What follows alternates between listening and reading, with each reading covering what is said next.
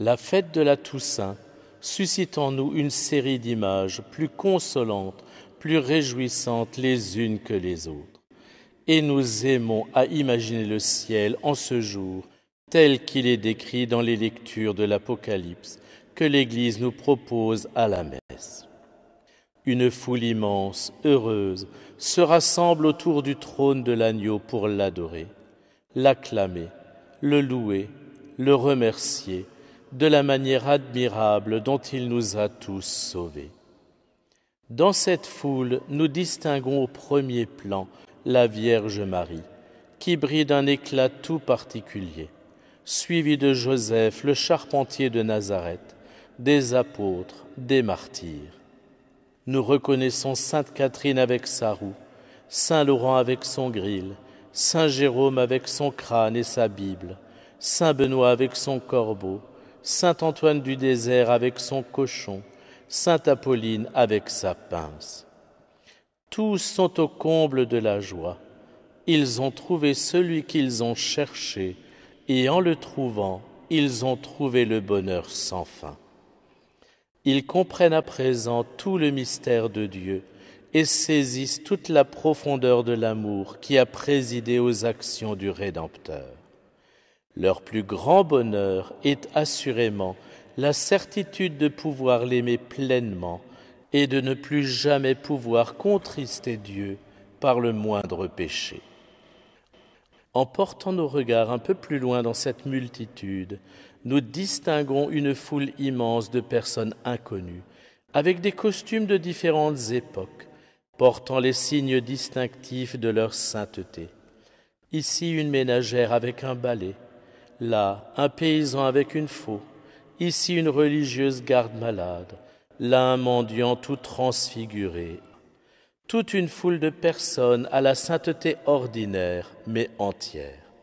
Certains brillent même d'un éclat plus grand que les saints que nous distinguons en les élevant à la gloire des autels. Le ciel est plein de bonnes surprises. C'est la consolation de voir récompenser la sainteté discrète, les efforts consentis pour l'amour du prochain en toute discrétion.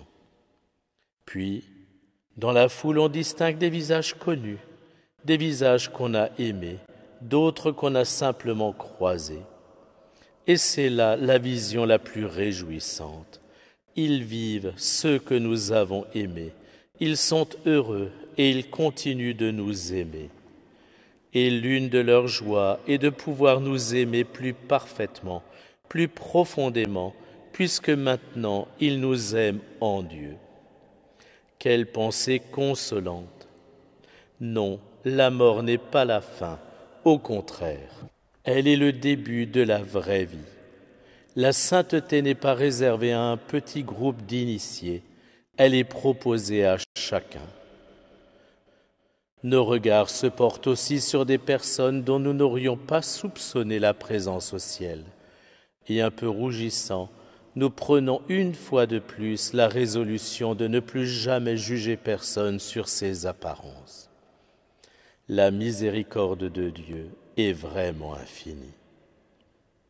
Si l'exemple des grands saints nous est utile, combien plus nous est celui moins glorieux de nos proches, les parents qui nous ont élevés, le prêtre qui nous a enseigné la foi, l'époux ou l'épouse, le pieux voisin, la voisine qui a supporté patiemment sa maladie pendant de longues années. Leurs exemples et leurs prières nous permettent d'avancer chaque jour un peu plus vers Dieu, notre but ultime. Ils n'ont pas de fête propre au calendrier, mais ils ont ce jour qui célèbre leur entrée dans le bonheur sans fin. Nous non plus, nous n'aurons probablement pas de mémoire particulière dans le calendrier liturgique. Mais peu importe, nous savons que nous ferons partie de cette multitude des saints ordinaires de la Toussaint. C'est magnifique,